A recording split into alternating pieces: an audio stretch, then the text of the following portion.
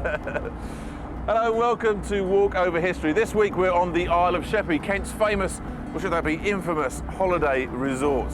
Over the years, of course, it's been known as a naval base, but now it's much more famous for its acres and acres of caravan parks. It's had its detractors over the years, so we're here to make a difference to all that, aren't we? We certainly are. This is David Pitchford and his wife Rona, and the dog's name? Mo. Mo, hello Mo. You run a restaurant over in Faversham, don't you, on the mainland? Just outside Faversham, yeah. Yeah. So do you get out onto the island very much? Not really very much, no. No. Hardly ever. I believe they call them swampies over here, so there's not a lot of reason to come over, really. Yeah, and there'll be enough of that. It looks like we've upset the locals already. Today we're in Kent, taking our Faversham foodies from west to east across Sheppey, starting at the docks in Sheerness, then to Minster, through Eastchurch to Leysdown, then ending on the south side of the island at Harty Ferry. On the way, the waters that some infertile couples swear by, the old pirate ship Radio Caroline, and proof that the old adage pigs can't fly is completely untrue. Don't worry, we've got someone who knows a lot more about it. We've got a stowaway, Bob Ogley. Hello. Hi. Hello. What about Sheppey then? Is there much to look at? Queenborough over there has got a royal history. Sheerness has got a dockyard history, a naval history. Leysdown, Eastchurch have got an aviation history. Minster has got a feudal history. And I would say that this area around here is as fascinating as anywhere in England. Bob's the expert. He's written 10 books on Kent's history, and some of it's quite explosive. That is the Richard Montgomery Liberty ship, built in 1944, 3 months after the invasion, and she's got a cargo of 600 assorted bombs. And in August, I think it was August the 20th, 1944, she was waiting for a convoy to take her to Cherbourg. Didn't want to go on her own in these lethal waters, hit a sandbank, broke in two, sank slowly to the bottom, and her mast is still sticking out of the water today. If Monty went up, she could take half of Sheppey and us with it. The government monitor the wreck and say it's best to leave her where she is. We thought so too, and Blue, our skipper, took us back to Sheppey, so called by the Romans after the large number of sheep that lived on the island. At the shore, Blue had a surprise for us. David, some fish for you. Oh, that's What sort of size do you want? Oh, look at him, that's beautiful. Look at that. That's beautiful. How many do you want? Oh, we've got a little barbecue tonight, so I don't know how many of us there are. We better have, at least 2 or 3 like this. Thanks a lot, mate, anyway. I've got one too. Okay. Yeah, that's what the bass eat. Nouvelle cuisine. That's what Nouvelle they're feeding cuisine. on. That's what the bass are feeding on, is it? Right, mate. A bit more meat on yours than mine, eh? Yours is bigger than mine, as they say. Right, well now we're off the boat, I can actually do some proper map stuff. We're in a territory that I can handle. We've just come off here, and basically we're going in search of the island's biggest attraction. I'm not going to tell you what it is till we get there, but it's up near Sheerness. We were going to a gnome factory in Sheerness, just up the road. No, there's no footpaths at all, unfortunately, so it's a bit of road walking for us. Back to the road. Oh, well, at least the dog will be pleased. Most of historic Sheppey is now docks. Once used as the Royal Dockyard, Nelson lived here and arranged secret liaisons with his mistress, Lady Hamilton. After his death at the Battle of Trafalgar, Nelson was brought back here, encased in a barrel of alcohol. We're looking for Blue Town in Sheerness, once a residential area named after its blue houses. Now it too is industrial. You heard of Blue Town before? Yes. That's where we are now, and the reason we're here is because, well, it's a mecca for people who like gnomes and garden ornaments. I can't think why. We soon found it's because gnomes have a terrific history too. From what I can make out, they originally came from sort of Europe, got here in about the 17th century, got very popular in Victorian times, really. And Andre Whelan should know he and his family have sold over 1 million gnomes in the last 27 years. So are gnomes bought by sort of specific types of people, are they? They are really. We recognise them when they come in, the people that are going really? to buy Come on then, gnomes. come on then. What we are then? What should we have? Come on, tell us. Or should we not ask? I wouldn't put you in that category, no. More classical sort of thing, I'd say yours would be. Classical gnome or No, more of the statue sort of people you would look like to me. Okay, I think he's playing safe here. I think so. It's best. Is this going to be the birth of a garden gnome? It is. That's It is, is it? It doesn't look like a gnome from this side, Not at the does moment, it? no, but that's the fiberglass case that holds it into shape. Like that. This side comes off. Wow. Hopefully it's not going to break. That's still... It's all rubbery though. That's still in the rubber mould. And we just Peel it back. peel it up. This is quite a fragile one, so... Don't knock his head off. It reminds me of when our kids were born. Right? Well, not quite. And that's it. You make rude gnomes? I'm afraid so. They're probably the most popular. You want to pull on there? You can.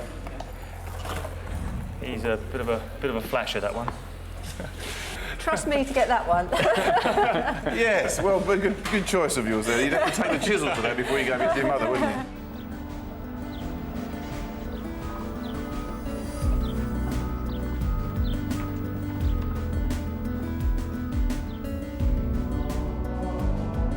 From Bluetown, we could just see the tall masts of the old pirate radio ship Caroline. She's moored off the town of Queenborough. Brand new album there from Leonard Skinner. Yes, they've re-released it yet again. Freebirds the track. This is Radio Caroline, broadcasting via Merlin Network 1. Radio Caroline changed the face of British broadcasting in the 60s. The broadcasts were illegal and the DJs maverick. But 35 years on, Caroline is moored just off the coast of Sheppy and is broadcasting legally on digital and small-scale licenses. Come on, team, here we go. Oh, it's Rona as well. Yep, the whole crew. How you doing? Hi, David. Oh, God, it's crowded in here, isn't it? I think I'd best go and have a look around the rest of the ship, had I? There's a typical chef, he's off to look at I'm the the galley. galley. The galley. See you later. He's on board ship, yeah. This is Caroline then? Yes, as ramshackle as it may look, it does work, and this is Caroline. It's not a million miles out to sea, is it? No, I mean, it's a lot better than when it used to be stuck right at... How far out did you used to be at one point? Just over 3 miles. 3 miles, yeah. Because I mean, of all that the was a bit of a regulations. trek, yeah. Yes, that would have been... I wouldn't have enjoyed going out there, that has to be said. No. But, you know, it's very calm in here, and Sheppy's nice, and you can get out here very easy, so it's great fun. David's restaurant just outside Faversham in Kent has a Michelin star. He and Rona run it together. She looks after front of house and bookings whilst he's the head chef. Ah, this is the kitchen, is it? Or should I say the galley? The galley. The galley, right, OK. This is the way we pursue gastronomic excellence, is it? Oh, on a nightly basis, yes. My Good name's evening. David, anyway. Hi there. My name's Peter. Peter. So who famous have we had in here then, DJ-wise? Some of the greats? Kenny Everett, David Lee Travers, Tony Blackburn, Yeah. Johnny Walker, And you do particularly. some serious cooking here, do you? Oh yeah, sort of fresh food only here. Isn't that typical? You invite a group of people into your home and there's always one who wants to leaf through your record collection. I wonder what he's looking for. Anyway, gives us a chance to catch up with some of Caroline's history. She first broadcast in May 1964. This ship, the Ross Revenge, is the 5th home to Caroline. But she started life as an Icelandic trawler. Caroline was never legal and has always been in trouble with the authorities. The Dutch got in on the act. The Dutch have always been a little bit more liberal than the British, but various legislation has been passed all around Europe over the years to prevent Caroline from operating. And when that didn't work, they tried some direct action, and we got raided in 1989, but we also survived that. Yes, I remember that, yes. So what did they do? They all climbed on board and They climbed on took board all the records? by force of arms and numbers. They climbed on board and confiscated all our property. But we were able to get more property given to us by well-wishers, and once again we continued, and we still continue today. Well, dear listener, while you were enjoying Leonard Skinner and Freebird, I was having a chat to Nick, David and Rona from Walk Over History. You'll see that on the telly locally soon. And because they've been out in the rain and got soaking wet, especially for Rona, Roxy Music. This is Hard Rain. Radio Caroline via Merlin Network 1. Doesn't sound like Roxy music to me. Anyway, we headed east for the more sedate Minster. Just 3 miles down the road, we were looking for our first footpath. We've got the sunshine up there. We can, We take these off take anyway. my coat off. yes, as they say at Henley, gentlemen may remove their jackets. Shirts leave orders. There's supposed to be a pathway around here somewhere, but I Where? can't for the life of me see. Is that one?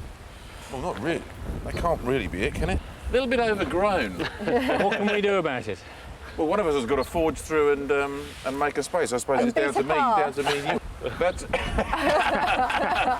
Have Chef. I'm not sure that I'm comfortable Our with the chef fact you will carry that travel. with you, but Make very sure none handy of at the the moment. locals see us, they'll wonder what on earth's going on. You always have that with you, Right, don't you? off we go. Good grief. Chop away. I feel as though I'm going into somebody's back garden. It does feel like that, doesn't it? But this has to be it. It's on the map. Yeah?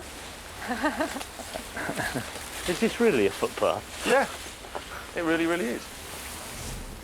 After the break, will our walkers, or should I say explorers, make it to the other end of Minster's overgrown footpath? Can our chef David Pitchford beat a path for us with just a meat cleaver? Will we make it, I ask myself. There's lions and tigers in here. And, Definitely. and has this man got a potion to beat Viagra?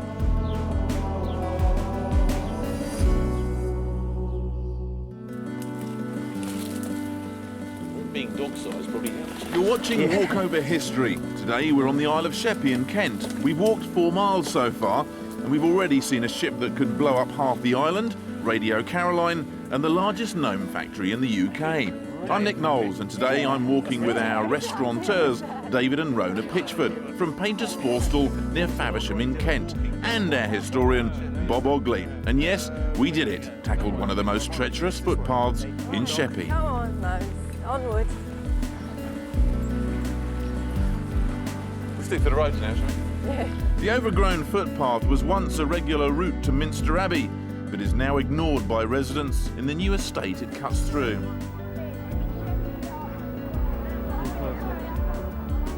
Now this is nice. Yes, the only original part of Minster Abbey which remains intact. Okay, and when was that built? It was built in the 7th century. It was sacked by the Danes.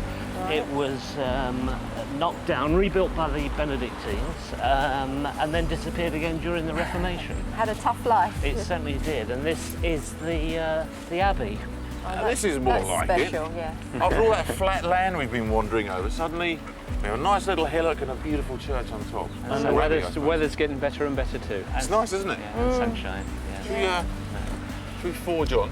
For over 1,300 years, people have worshipped on this site, but Minster Abbey was formed in the year 664 by Queen Sexburga, the wife of the King of Kent.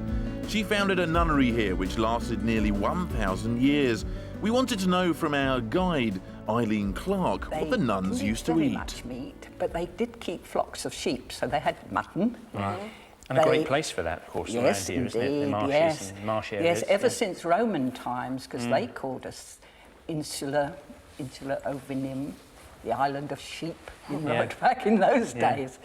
We caught some bass this morning. Did they eat much seafood? Yes, they ate an enormous number of oysters, because when we made a survey out there and had a dig to see what the abbey was like in those early days, we came across thousands of oyster shells. The oyster shells, because the there used mother to be of, oyster beds outside there.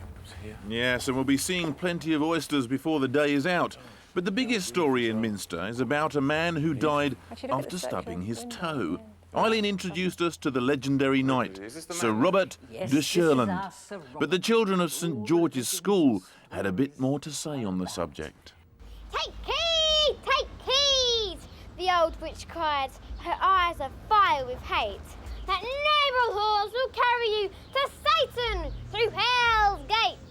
The story goes that a witch told Robert de Sheerness that his beloved horse, Grey Dolphin, would be the death of him. To confound her, he killed the horse. Years later, he returned to the spot. He saw the horse's skull, kicked it, cut his foot, and died of blood poisoning shortly afterwards. From your foul curse I'm saved.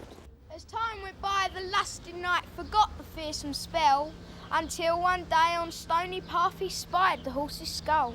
You cannot harm me now, he cried and kicked, contempt to show. But bone as sharp as dagger's point caused Robert's blood to flow.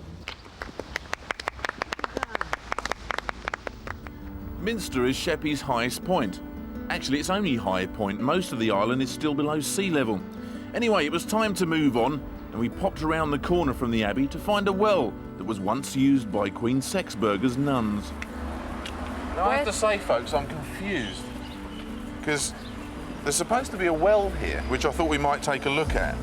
Right. But it's, But it looks as though it's round this road, way, but doesn't it also, that would make it in someone's back garden. That can't be right. Well, I suppose it could be. It could be in somebody's garden. Well, as long as it's not in their front room. I suppose. I mean, shout if you spot anything that looks like a well. Hello. Hello. It may seem a strange word. Do you have a well in your garden? I certainly have. I'm glad you asked that. You're looking for a reason not to do this. In that case, we'll come. Can we see it? Yeah. All right. Certainly, yes. Or is it in the back? Yes, just around the Do garden. you often get asked to show people your well? Yes. Quite often, actually. Really? Yes, especially at weekends. This way. It's in this building. Doesn't look very Roman. Well, this, of course, wasn't there when the well was originally Not my used. idea but, of a well. So where exactly are we looking? So where's the well? Yeah. Straight through the end there, you'll find the well, a little annex. In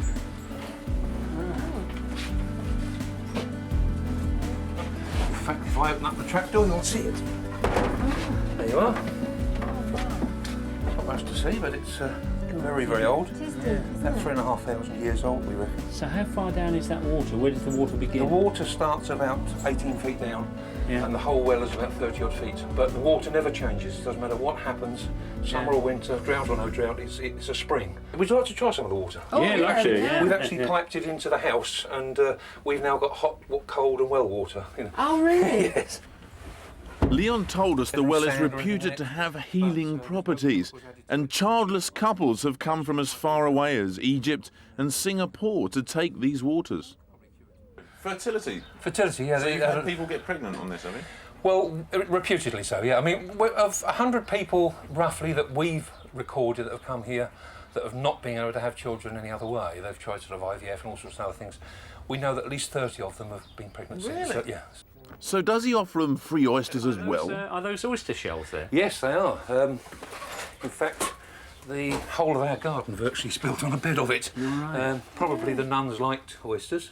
Yeah, and they're obviously those are the native. That's right, native to this country. But the majority of the ones that you see now are actually imported. What I, as a chef, would call Portuguese oysters. They're the rocky-looking ones. That's right. And the reason you don't see these anymore is because they take several years to come to maturity, whereas you know, the imported ones only take 2 or 3 years. Yeah. Which is the better oyster? Oh, for this taste? one by a mile, by light years ahead. So if they were eating these oysters aphrodisiac and drinking that water, then no wonder. Yes. Not really ideal for nuns, was it? Mixing local herbs, yes. Well, this is how St Sexburger was canonised, isn't it? Because she mixed the water from the well with herbs and supposedly effected magical cures.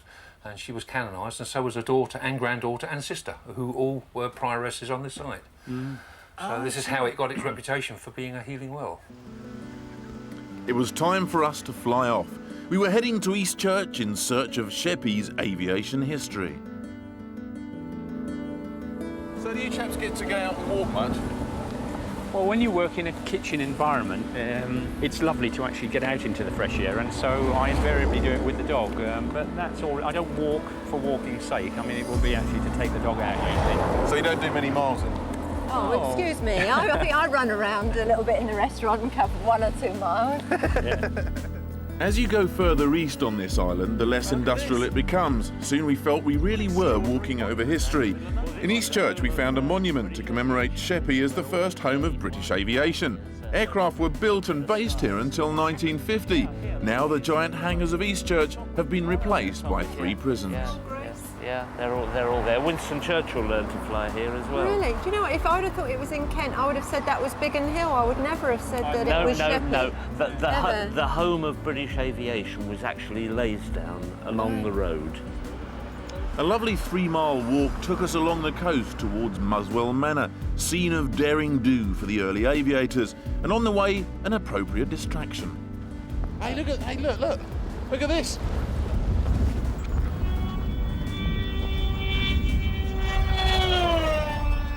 We'd found some modern-day model aviators, following in the footsteps of the pioneers who made their first flights here in 1909.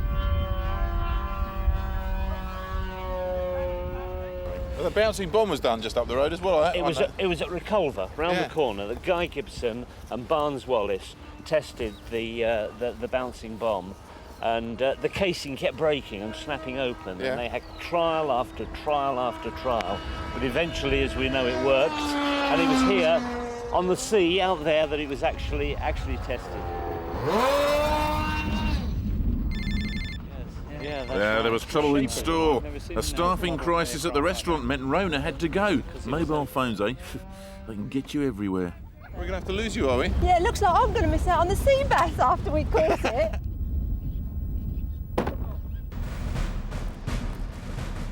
So now we're 3 men and a dog, off to find out more on the great aviators of Sheppy. Our destination was Muswell Manor, the place where the big names stayed whilst they tested their planes on Sheerness Beach. Frank McLean, Charles Rolls, who died at an air show in Bournemouth, the Short brothers, and the first British man to fly more Brabazon. And here's the picture to prove that they all stayed here.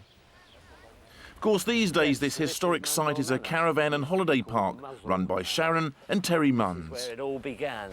Extraordinary bravery, though, of all those young men taken to the skies. It wasn't just men, it was pigs as well. That's right. They actually proved that pigs can fly.